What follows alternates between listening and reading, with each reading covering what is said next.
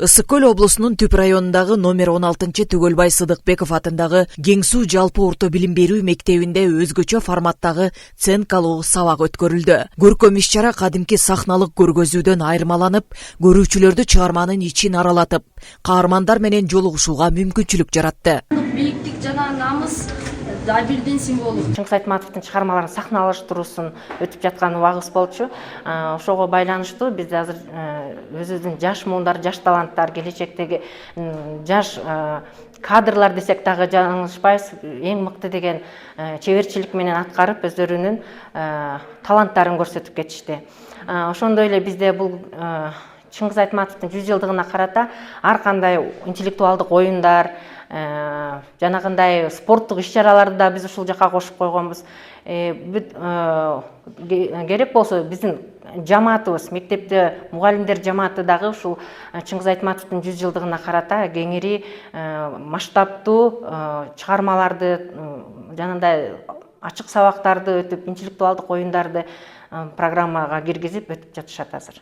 Окуучулар улуу жазуучу Чыңгыз Айтматовдун ар бир чыгармасынан тарбиялык мааниси терең үзүндүлөрдү айтып, ар 4 метр кадам сайын жаңы чыгарманын дүйнөсүнө жетелеп турушту. Бир ирмемде көрүүчүлөр ак кеменин муңдуу дүйнөсүнө сүңгүсө, кийинки кадамда саманчынын жолундагы тагдыр сыноосуна күбө болушту. Айрыкча Маңкурттун апасынын образы өзгөчө ачылып, энелик мээримдин күчү, адам ээсинин ыйыктыгы терең чагылдырылды. Актёрдук шыгы бар окуучулардын чеберчилиги көргөн адамдын көкүрөгүн толкутпай койгон жок. Sen beni tanıdın mı? Ben senin enengmin. Sen benim oğlumsun. Senin adın kim? Mankut. Mankut. Murun katın desteci. Senin adın Joloman. Adam da esinde mi? Adamın adı Dölönbay. Esinde çok bu. Halk içine gelinde sana cevaptır bürütmedi öyle. Attığın ay, cir kalsa bul boy bu. Mamur kalsa bul boy bu. Ançalık düşman eken baş kalsa bul boy bu. O jaratkan, eğer sen çın öyle var bolsan, adamdın aram niyetine uşunduktu kandı bir gezdin. Бул сценка жөн гана сахналык көрүнүш эмес, улуттук аң сезимге кайрылуу, руханий баалуулуктарды ойготуу болду. Айтматов жараткан каармандар аркылуу окуучулар адамдык асыл сапаттарды, ыйманды, мекенчилдикти, энени урматтоону, тарыхты унутпоону даңазалашты.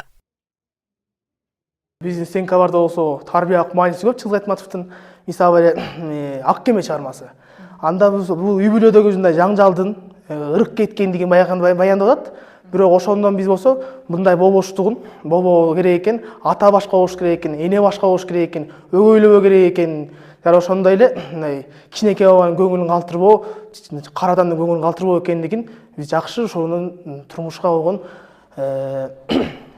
тарбиясын алып жатабыз. Үй бүлө деген ата деген аска зоол отпой. Биз деген үй бүлөнү коргошубуз керек. Тескерисинче биз орозго болсо аны деген коргомок түгүл, кайра өзүн коргоп атпайбы. Биз болсо мындай жүрүш менен кетсек, жеке эле үй бүлө эмес, жетек жана калса мамлекет дагы жок болуп кетишине түрткү берет булчу.